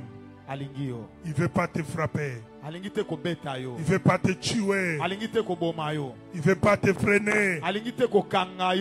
Il dit reviens. Reviens. Reviens. Mon fils. Ma fille. Reviens. Reviens. Les bonnes choses sont devant nous. La gloire est là. Le succès est là. Dieu est capable de te multiplier. Il est capable de te multiplier, pasteur. Dieu est capable. Reviens. Reviens. Reviens. Tu vas prier par rapport à ce que Dieu t'a dit. Tu vas prier par rapport à la parole que tu viens d'écouter. Dieu te connaît. Voilà pourquoi il a parlé. Oh.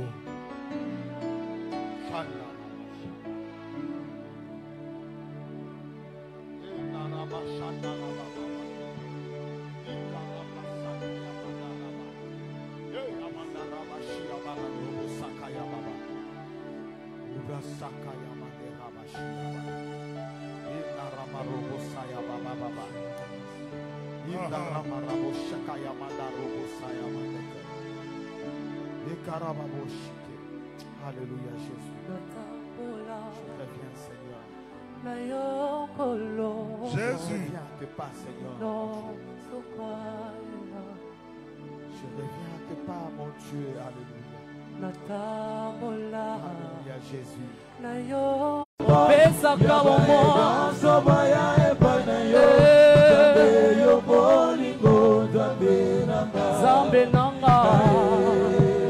C'est encore plus fort.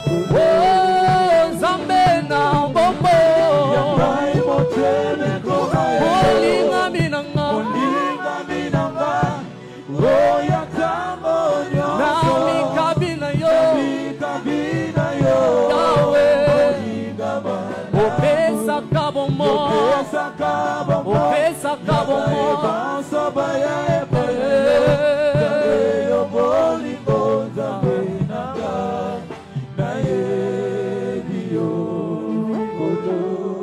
Koluka yoe ngana kotika teo kotambola na yo kosamote mara. Reviens. Kolanda yoe Zongela Nzambe lembateo kokumba melayo tinabo yawe koluka yoe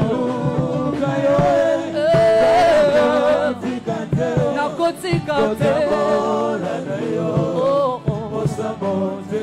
kolanda yo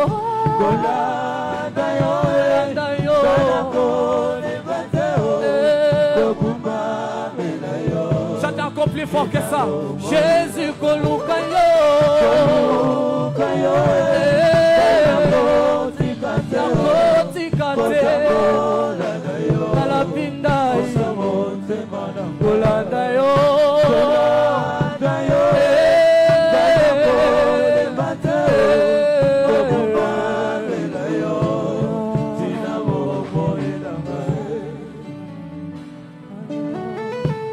sopa motema no liboso na Nzambe. Prière est libre maintenant. Nzambe alobi ayebi makasi na yo. Bolingo na yo zalaki nango. Mais sikoyo obwakisi yango. Alobi tubela, répands-toi pour être kozala molongi. Bandako sambela. Kolandisa mandenge Nzambe alobeli yo. Totoboli migongo tobondeli prions. Alléluia.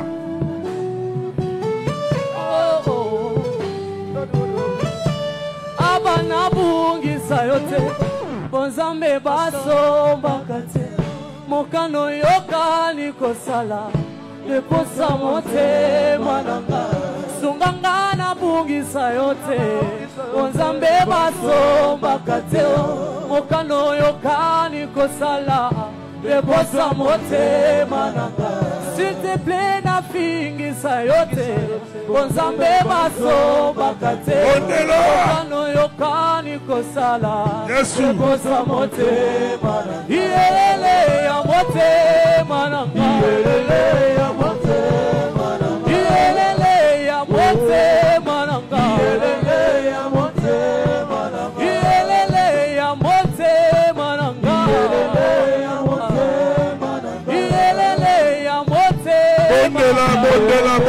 Bondela sopa motema na liboso na Nzambe.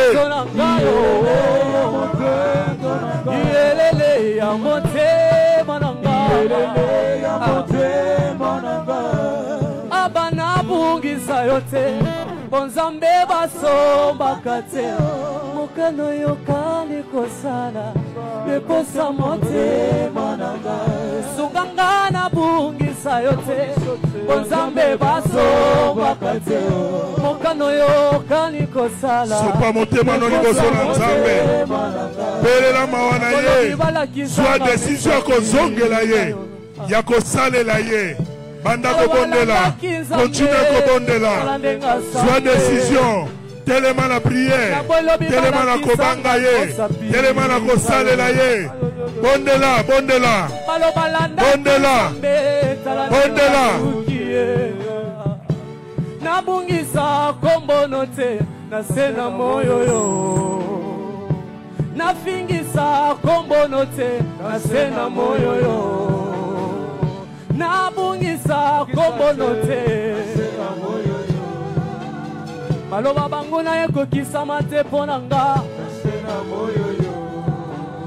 sunganga nabungisa yote konzambe basombaka te mokano yokani kosala eposa mote yawe pesanga makasi pesanga makoki pesanga mayele banasalela yo oyebi motema oyebi mabasi esika na suki wana neyo bani pesanga makasi pesanga makoki pesanga mayele senga makasi epona nzambe oyebi motema yo mokokoka te senga makasi esika na suki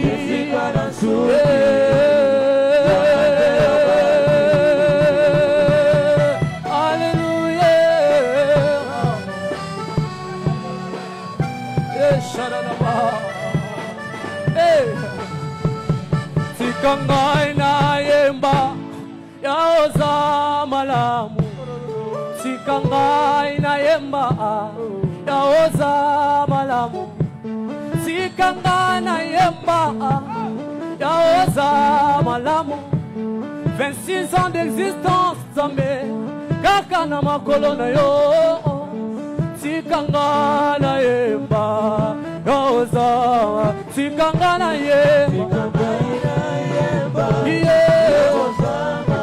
Tikanga na yemba Tikanga na yemba Paposa mala Tikanga na yemba Lèvons-nous. Lèvons-nous. Dis un mot au Seigneur.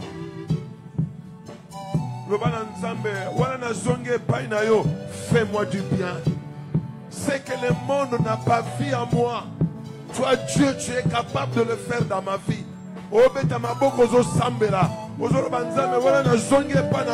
Restaurenga, wana zonge panayo, telemisanga, wana zonge panayo, kokisa posa motema nanga.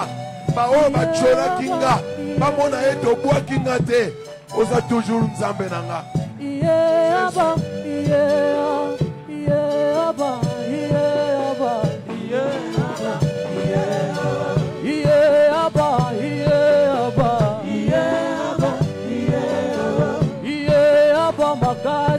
Malobe sila yote. Aba esengo nanga. Yonde nyonso na luka na vi. Aba. Yonde nyonso na luka na vi. Yonde nyonso solution nanga.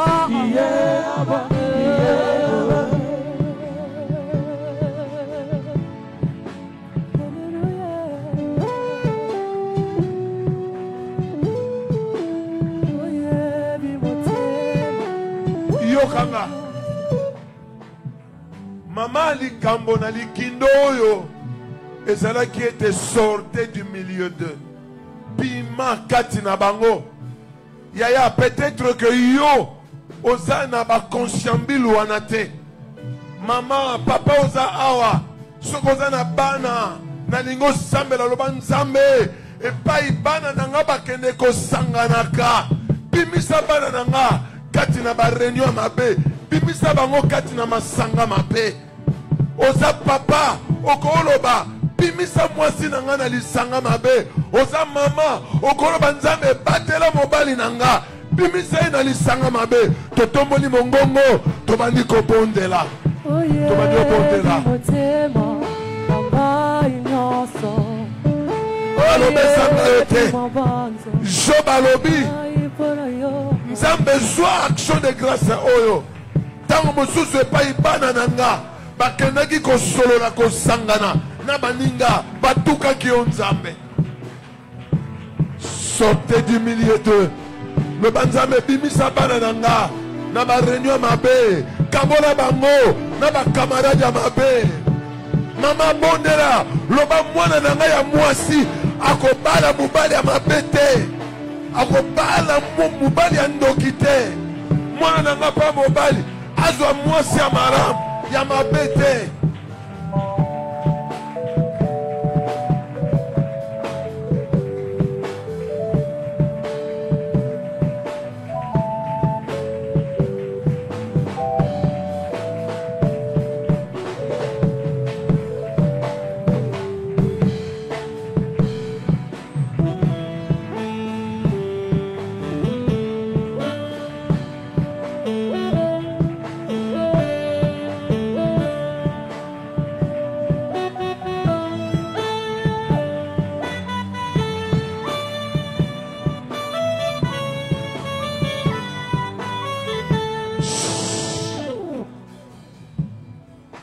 maloba moko dadi alobi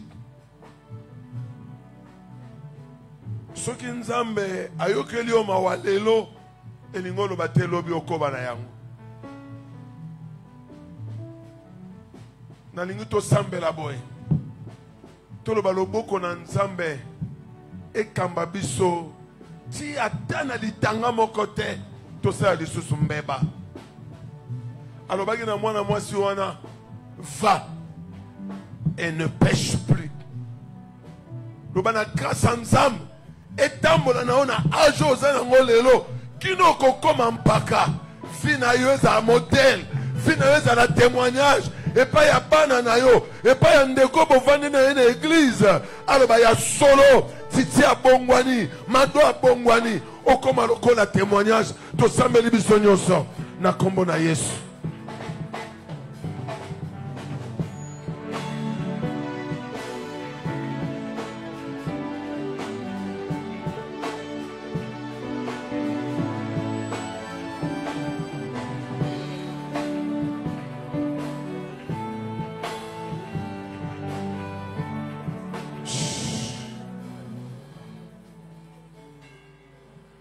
Nalingi na senga na mama moko asambela atika ba jeune fille nyonso na maboko na nzambe na bao bazana no bebe soki mama moko azana sikoyo azozela mwana eke na kati ya bantraille na ezana mwana mwasi. Est-ce que maman Rito, je peux avoir votre prière pour les mamans? Je vous en prie. Maman nyonso aza awa soko côté le matin simba libumu na yo nzamba pesa o bandoki te nzamba pesa bana malonga. Le révérend maman Rita Obondela pona ba mama.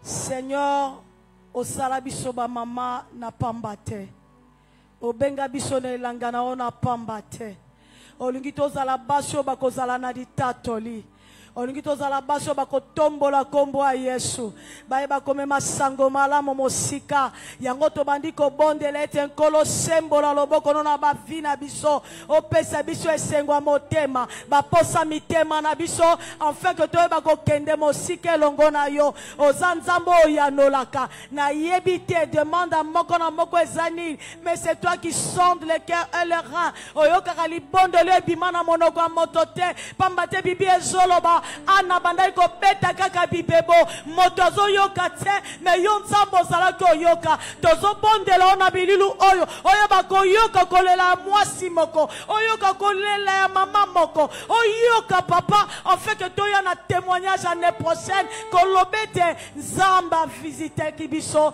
nzamba sala kibiso bolam nzamba yokela kibiso mawa matondo nkolo matondo mokondi. Et sur le plan spirituel salabiso to mata to atteindre un autre niveau to kota na bozindo bolingwa nzambe simba mitema na biso bolingwa nzambe tondisa mitema na biso tolinga yo koleka tolinga yo koleka tolinga yo koleka koleka nyoso nzambe. Merci mokondi, merci papa kosala biso bolamu na kombo na Yesu. Papa, j'invite l'apôtre Michel Yenge ensemble la pona ba papa nyonso toza ao ensemble la pona ba papa nyonso papa place aux oami tombola maboko mibale likolo. Que l'apôtre puisse déclarer la faveur de Dieu pour nous les papas. Kolona bomoi na pusani ko pesa yo merci lisusu o sepele to kana kozala ba papa to bota bana na osenga ngolu na yo likona papa moko na moko pesa capacité esengeli makoki esengeli ya kobokola bana ya kokamba libota lolenge ozali kosepela nguya nyonso na molili oyo esalaka ete bapapa baleka na kobima na kati na programme na yo mpe basala oyo ya mabe koleka to neutraliser yango na kombo na Yesu na biso moko tokokoka te. Voilà pourquoi nous implorons ta grâce, que ton esprit puisse nous aider à rester là où tu veux pour que nous puissions accomplir ta volonté. Bénis tous les papas, laisse que leur chemin soit béni, laisse que leur famille soit bénie. Merci de se souvenir encore de qui sont sortis de toi. Nous voulons que tu les ramènes encore dans ton chemin. Soutiens tous les papas qui sont ici, même ceux qui sont encore à la maison. Que ta grâce nous soutienne tous dans le nom de Jésus-Christ. Est-ce que bisognon sotokolo ba amen? Betela nzambe maboko pe milolo. Wana pasteur toto tangozo pusana. Pona bo frère to beteli sutu nzambe maboko pe milolo.